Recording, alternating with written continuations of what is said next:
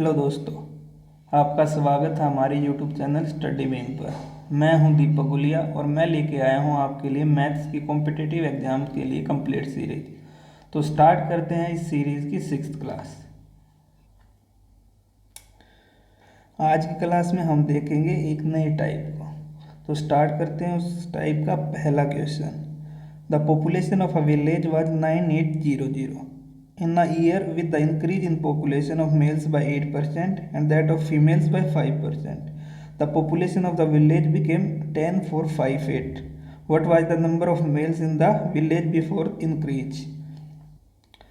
इसमें दे रखा है कि एक गांव है, उसकी पॉपुलेशन 9800 है और अगले साल उसके है ना मेल्स होते हैं वो 8% बढ़ जाते हैं और फीमेल्स 5% बढ़ जाती है, जिसकी वजह से पॉपुलेशन में चेंज आता है। तो विलेज के गांव के मेल्स बताने हैं वो पहले कितने थे। तो अगर हम इसको है ना दो तरीके से कर सकते हैं, एक एलिगेशन और एक शिफ्टिंग मेथड। एलिगेशन की बात हम एलिगेशन में करेंगे, आज हम डिस्कस करेंगे शिफ्टिंग मेथड, जो कि इसकी अच्छी अप्रोच भी है। तो चलो स्टार्ट करते हैं। इसमें क्या दे रखा है कि 9800 इतने लोग थे गांव में, मेल और फीमेल। तो क्या हुआ, कितनी थी, फीमेल थी 5% और मेल थे 8%। तो अगर हम एक चीज़ करें इसमें, हम ये देख लें कि मेल्स हैं उसको भी हम 5% ही मान लेते हैं और 3% को अलग रख देते हैं। तो हम ये मान लें कि मेल्स भी 5% बढ़े, फीमेल्स भी 5% बढ़े, तो टोटल 5% बढ़े। तो अगर 9800 का हम 5% निकालने की ट्राई करें, तो अगर हम इसको तोड़ के देखें, ये होगा 98 इंटू 5। अगर इसको हम 100 - 2 इंटू 5 करके देखें तो 500 में से 10 घटा देंगे, मतलब 490 का चेंज आना चाहिए था। 490 का चेंज आना चाहिए था, पर चेंज कितना आया है, चेंज आया है ये 9800 से 10458 हो गए। मतलब कितने ज़्यादा बढ़े। अगर हम इसमें 490 जोड़ें तो ये कितने होंगे, 092 इतने हो गए। तो कितने का डिफरेंस हो गया। अगर हम इस वैल्यू में से वो घटाएंगे तो 400 है, 400 में से 300, 458 में से 300 जाएगा, 300 जाएगा तो कितने बचेंगे, 158 बचेंगे। पर हमने यहाँ 10 ज़्यादा घटाए हैं, तो 158 में 10 और जोड़ दो तो मतलब कितने बचे, 168 बचे। तो ये 168 जो ज़्यादा बढ़े हैं, ये किस कारण बढ़े होंगे, ये इस 3% के कारण बढ़े होंगे, जो मेल्स का 3% बढ़ी है। अगर मेल्स का 3%, 3% ऑफ m अगर 168 है तो इसका 1% कितना होगा, 3 पंजे और 3 छिक, 1% इतना होगा। तो इसका 100% कितना होगा, मेल्स का 100% कितना हो जाएगा, इंटू 100 कर दो तो 5600। ये हो गया इसका आंसर। अगर फीमेल्स पूछी होती तो अब इसमें से हम मेल्स घटा देते तो फीमेल्स आ जाती। अगर हम नेक्स्ट क्वेश्चन की तरफ जाए तो इसमें क्या दे रखा है, the population of a village was 9600 if the mails and females increase by 8% and 5%, the population will became 10272 after 1 year, find the number of males. तो अगर 9600 थे टोटल, मेल्स बढ़े कितने से, 8% से बढ़े, फीमेल्स बढ़ी कितने से, 5% से बढ़ी। तो अगर हम यही मान ले कि अगर मेल्स भी 5% से बढ़े होते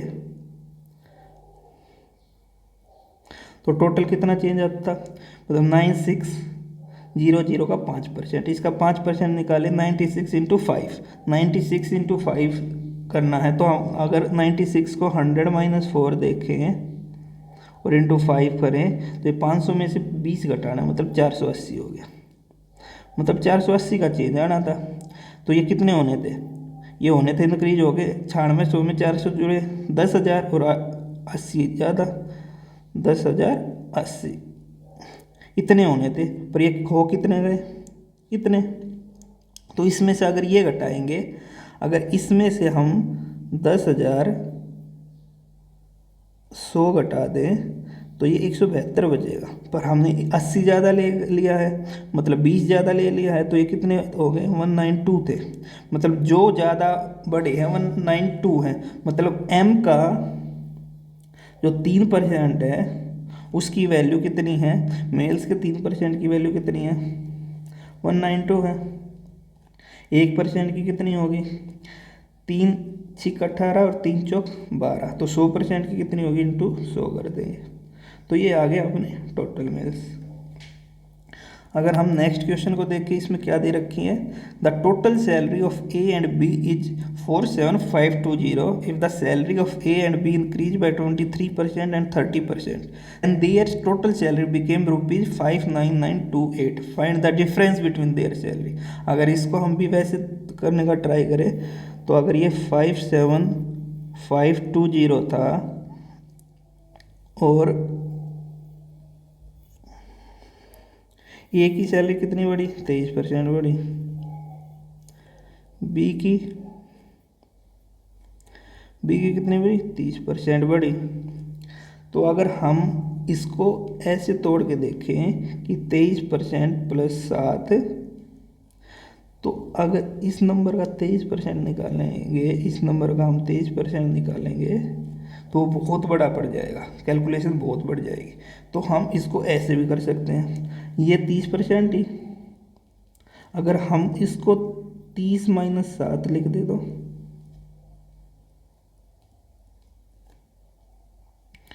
मतलब हम ये मान लेते वो भी 30% ही बढ़ा होगा, मतलब जो ये ए है जो 7% ज़्यादा बढ़ गया होगा।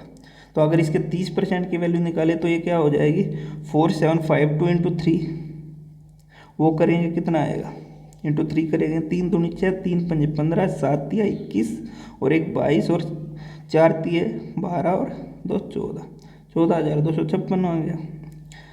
चेंज होना था, चेंज कितना होना था, तो इसमें कितना चेंज आया, 6, 5 और 2 7, 5 और 2 7, 7 और 4 11 और 4 और 1 6, इतने का चेंज आया। बट चेंज आना कितने तक का था, आना इतने का था, मतलब कुछ ज़्यादा चला गया। कितना ज़्यादा गया, अगर इसमें से इसको माइनस करें, तो अगर 16 में से 8 गया 8, 15 में 5, 6 में से 2 गया 4, फिर 17 में से 9 गया 8 और फिर कितना बचा, 1 बचा। तो इतना फालतू आ गया। ये फालतू किसके कारण आया, बिकॉज हमने ये 7% ज़्यादा बढ़ा दिया। जो ए की सैलरी थी वो 7% ज़्यादा बढ़ा दी, मतलब ये ए की 7% की वैल्यू है, ए की सैलरी की 7% की वैल्यू 1848 है। तो ए पर 1% की वैल्यू कितनी होगी, 7 से इसको करें तो 7 दूनी 14, 7 से 42 और 7 चौक 28, तो इसके 100% की वैल्यू कितनी हो जाएगी, इसकी हो जाएगी 2400। ये ए की सैलरी आ गई। अगर ए की सैलरी इतनी है तो बी की कितनी हो जाएगी, बी की कितनी होगी, अगर बी को इसमें से घटाए, ए को इसमें से घटाए तो बी की सैलरी आ जाएगी। अगर 520 में से 400 गया तो कितना बचा, 120 बचा। और फिर 4700 में थे 2600 गया तो कितना बचा, 21 बचा। तो ये सैलरी आ गई किसकी, बी की आ गई। और इन दोनों का डिफरेंस पूछा है, इनका डिफरेंस ले गए 0, 10 में से 2 गया 8, 3 में से 2 1 गया 2 और फिर 5 में से 1 गया, 6 में से 1 गया 5। तो ये आ गया इन दोनों का डिफरेंस, जो कि अपना आंसर ए हो गया। अगर हम नेक्स्ट क्वेश्चन की तरफ जाएं तो उसमें क्या दे रखा है, in a zoo there are rabbits and pigeons, if the heads are counted there are 280, if legs are counted there are 820, तो how many pigeons are there. मतलब एक चिड़ियाघर में रैबिट्स है और पिजन्स है, अगर हेड काउंट किया जाए तो 280 है। मतलब अगर उसके 280 हेड है, हेड तो दोनों का एक है, दोनों को, रैबिट को भी एक ही सिर है, मतलब टोटल नंबर ऑफ रैबिट्स और पिजन्स कितने हैं, 280 है। तो अगर हम इसको करने का ट्राई करें, तो अगर 280 है तो उसमें रैबिट है और क्या है, पिजन। अगर पिजन की लेग देखें तो 2 होती है, रैबिट की देखें तो 4 होती है। अगर हम ये मान ले कि पिजन्स की भी 4 है तो 2 एक्स्ट्रा हो जाएगी। अगर पिजन्स की भी 4 होती तो टोटल लेग कितनी होती, 2800 × 4, 280 × 4, 280 × 4 कितना हो गया, 4 दूनी 8, 80 प्लस 8 चौक 32, मतलब 112, मतलब 1 1 2 और 1 0 लग गई, इतना हो गया। बट लैग्स तो इतनी है, तो एक्स्ट्रा कितनी होगी, अगर इसमें से ये घटाएंगे तो 300 आ गया, मतलब 300 लैग कितनी होगी, एक्स्ट्रा होगी। वे 300 लैग किसकी वजह से एक्स्ट्रा होगी, ये दो जो हमने एक्स्ट्रा काउंट की है तो इनकी वजह से होगी। तो 2 लैग्स एक्स्ट्रा काउंट की है हमने हर एक इसकी पिजन की, तो 2 की वैल्यू अगर 300 है तो 1 की वैल्यू कितनी आ गई, 150, जो कि क्या है, नंबर ऑफ पिजन्स। अगर पिजन्स 150 है तो रैबिट कितने हो जाएंगे, 280 में से 150 गया तो 130, तो ये दोनों निकल गए। अगर हम नेक्स्ट क्वेश्चन को देखिए, उसमें क्या दे रखा है, ये आ गया एक नया टाइप, तो इसको ट्राई करें तो ये कैसे है। इसमें क्या दे रखा, a student require 36% marks to pass in an examination, he scored 24% marks and failed by 18 marks, find the passing marks. मतलब क्या है, उसको 36% चाहिए थे, उसको कितने मिले, 24 मिले, तो कितने कम मिले, उसको 12% कम मिले, 12% कम मिले। और उस 12% की कम की वैल्यू कितनी दे रखी है, 18 मार्क्स, कि वो 18 नंबर से फेल हो गया। अगर 12 की वैल्यू 18 है तो हमसे पूछ कितनी रखी है, हमसे पूछ रखी है पासिंग मार्क, और पासिंग मार्क कितने दे रखे हैं, कितने चाहिए उसको, 36%। 36% की वैल्यू क्या हो जाएगी, 12 × 3, मतलब 18 × 3 करेंगे तो ये हो जाएगा 54, ये हमारा आंसर हो गया। अगर नेक्स्ट क्वेश्चन की तरफ देखें तो उसमें क्या दे रखा है, if 35% are the passing marks, a student get 200 marks yet failed by 24 marks, what is the maximum marks. इसमें दे रखा है कि 35 मार्क्स है ना, वो पास होने के लिए ज़रूरी है। एक स्टूडेंट है उसको 200 मिलते हैं, फिर भी वो 24 से फेल हो जाता है। 200 मिलने के बाद भी अगर वो 24 से फेल हो गया तो मतलब उसको 24 और ज़्यादा चाहिए थे, मतलब 224 पासिंग मार्क्स रहे होंगे। मतलब अगर इस 35 की वैल्यू 224 है, 35% की वैल्यू 224 है, तो मैक्सिमम मार्क्स कितने होंगे, 100%। तो इसको 100 बनाने के क्या करें, अगर हम 35 को 100 करना है तो अगर हम बटे 7 करके इंटू 20 कर देंगे तो क्या हो जाएगा 100, 7 पंजे, और ये तो हम अगर इसको भी बटे 7 करके इंटू 5 कर दे, मतलब बटे 7 करके इंटू 20 कर दे तो ये भी उस 100 की वैल्यू आ जाएगी। तो 7 × 21 और 7 दूनी 14 और 32 दूनी 64, मतलब 640 इसका आंसर हो जाएगा। अगर हम नेक्स्ट क्वेश्चन को देखें उसमें क्या दे रखा है, a student got 20% marks and failed by 30 marks, another student got 32% marks and scored 42 marks more than the passing marks, find the passing marks। इसमें क्या दे रखा है, एक स्टूडेंट है उसको 20% मार्क्स है, फिर भी वो कितने से 30 नंबर से फेल हो गया। और एक दूसरा स्टूडेंट है उसको 32% मार्क्स है, और फिर भी उसको 32% आने के कारण उसको जितना उसको पास होना था उससे 42 ज़्यादा। अगर हम देखें तो किसी को अगर 20% मार्क्स आए हैं, अगर हम पासिंग मार्क्स को x मान लें तो उसको x लाने के लिए कितनी कमी रह जाती है, 30 की, मतलब 20% की वैल्यू कितनी होगी, अगर x में से हम 30 घटा दें तो 20% की वैल्यू हो जाएगी।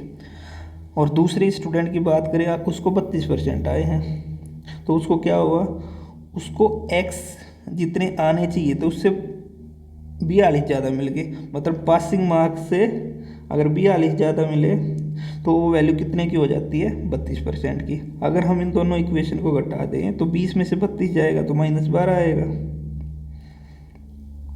और इसमें से जाएगा माइनस करेगा तो ये माइनस और ये भी माइनस, तो x में से -x गया 0, और -30 में से -42 गया, मतलब -72, -72 माइनस से माइनस, मतलब अगर 1% की वैल्यू कितनी है, 12 × 72 6 है, तो हमसे पूछी कितनी है, find the passing marks. Passing marks कितने होंगे, अगर 1% की वैल्यू 6 है तो 20% की कितनी होगी, हम कौन दोनों इक्वेशन से में किसी से भी निकाल सकते हैं। 20% की वैल्यू कितनी होगी, इंटू 20 मतलब 120, बट उसको 20% आते हैं तो 30 से फेल हो जाता है, 30 से फेल हो रहा है तो उसको चाहिए कितने थे, 30 ज़्यादा चाहिए थे, मतलब पासिंग मार्क्स कितने होंगे, +30, जो कि कितना हो गया 150 हो गया। अगर हम इस क्वेश्चन को सीधा करना चाहें तो हम इसको सीधा भी सोच सकते हैं। कैसे? मतलब अगर उसको 20 मिलते हैं, 20% मिलते हैं तो वो 30 नंबर से फेल हो जाता है। अगर उसको 32% मिलते हैं तो वो 42 नंबर ज़्यादा ले आते हैं। तो अगर हम इन दोनों का डिफरेंस ले लें परसेंटेज का, तो 32 और 20 कितना परसेंटेज? 10% का गैप आया, मतलब सॉरी 12% का गैप आया। 12% की वैल्यू कितनी आएगी? ये पहले 30 कम ला रहा था, अब ये 42 ज़्यादा ला रहा है। मतलब इन दोनों में कितना हो गया? इन दोनों का डिफरेंस हो जाएगा, इन दोनों का सम, जो कि कितना हो गया? 72 हो गया। अगर एक की वैल्यू 6 है तो अब हमने पिछली बार इस 20% से निकाला, तब 32 से निकालना। एक की 6 है तो 32 की कितनी आ गई? 32% को इसको 32 से करेंगे तो 6 × 18 180 और 6 दूनी 12, 180 और 12 192। अगर 32 की 192 है तो जब उसको 32 आता है तो उसको 42 नंबर ज़्यादा आते हैं पासिंग मार्क्स से। तो पासिंग मार्क्स क्या होंगे? इसमें से 42 घटा देंगे तो ये आएगा 150। तो हम इसको ऐसे भी सोच सकते हैं। अगर नेक्स्ट क्वेश्चन को देखें, नेक्स्ट क्वेश्चन में क्या दे रखा है? A student have 72% in a paper of maximum marks of 900। मतलब 900 नंबर का पेपर है, उसमें से तो उसको 72% नंबर मिलते हैं। And 80% marks in the another paper with the maximum marks of 700। मतलब अगर 700 का पेपर होता है तो उसको 80% मिलते हैं। तो अगर टोटल में उसको कितना है, कंबाइन परसेंटेज कितनी है? तो हम देखें तो ये क्या है? 900 है प्लस 700 है। अगर 900 में 72% आते हैं, 700 में 80% आते हैं, तो हमसे क्या पूछा? 1500 में कितने परसेंट आए होंगे? तो हम एक इक्वेशन करके आए थे। कैसे? जैसे उसमें होता था A + B = CO, उस टाइप की। जैसे इनकम होती थी इक्वल टू क्या? Expenditure plus saving. ठीक है, तो अगर हम उस तरीके से करने का ट्राई करें इस क्वेश्चन को, एवरेज, वेटेड एवरेज या शिफ्टिंग मेथड से, तो उसमें अगर हमें परसेंटेज में आंसर चाहिए तो हमें एग्जैक्ट डाटा की ज़रूरत नहीं होती थी, हम रेशो से काम चला सकते थे। तो अगर हम रेशो से जाएं, अगर 9 पे 72 का चेंज आ रहा है और 7 पे कितने का? 80 का चेंज आ रहा है। हमने रेशो ले लिया 900 और 700 का, 9 7, तो 16 पे कितने का आएगा? तो हम मान लें कि 16 पे 72 का ही आएगा। 16 पे हमने मान लिया 72 का ही आ रहा है, यहाँ पे 72 का आ रहा है, यहाँ पे हमने मान लिया 72 का आ रहा है। तो अगर यहाँ पे भी 72 का आ रहा होता तो हमारा आंसर 72 हो जाता। पर यहाँ पे कितने का आ रहा है? 80 का, मतलब 8% का ज़्यादा आ रहा है। उठ 8% का की वजह से 7 पे कितना फ़र्क पड़ेगा? 8 7 56, मतलब +56 का फ़र्क पड़ेगा। उस 56 को कौन ख़त्म करेगा? 16 का चेंज ख़त्म करेगा। अगर 16 पे 56 का आ रहा है तो 1 पे कितना आया? बटे 16 किया। ठीक है, तो अगर 8 दूनी 16, 8 7 56, मतलब 3.5 का ज़्यादा चेंज आएगा। मतलब 72 में अगर 3.5 ज़्यादा परसेंट जोड़ा तो कितना हो गया? 75.5%, जो कि हमारा आंसर हो गया। अगर हम नेक्स्ट क्वेश्चन की तरफ चले, इसमें क्या दे रखा है? इसमें दे रखा है a student gets 66 marks more in English than Hindi. His Hindi marks are 28% of the sum of the Hindi and English marks. What are the Hindi marks? क्या एक स्टूडेंट को 66 मार्क्स ज़्यादा मिलते हैं कितने? किसमें? हिंदी से इंग्लिश में। और उनका अब क्या दे रखा है? परसेंटेज दे रखा है। किसका?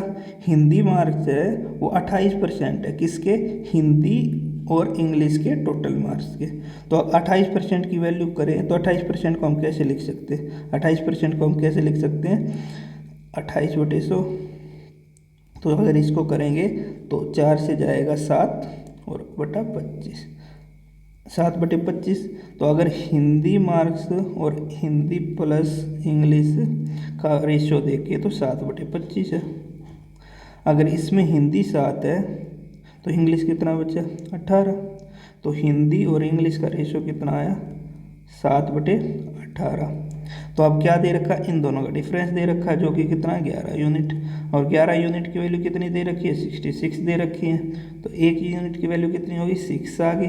तो हमसे पूछी क्या है, हमसे पूछा है हिंदी के मार्क्स। अगर हम देखें तो हिंदी के मार्क्स पूछे तो हिंदी का एक यूनिट 6 की है, तो 7 की कितनी हो जाएगी, 7 6 42। ये हो गया अपने हिंदी के मार्क्स। और अगर हम इंग्लिश के भी निकालने हो तो इंग्लिश के कितने 18, तो 18 सत्ते 18 छिक करेंगे तो ये हो जाएगा 108। ये हो गई इंग्लिश की। तो ये हो गया अपने आंसर। तो इस सेशन को हम यहीं ख़त्म करते हैं। अगर सेशन पसंद आया हो तो लाइक शेयर एंड सब्सक्राइब जरूर करें, और इस सीरीज़ को हम ऐसे ही कंटिन्यू रखेंगे। Thanks for joining us.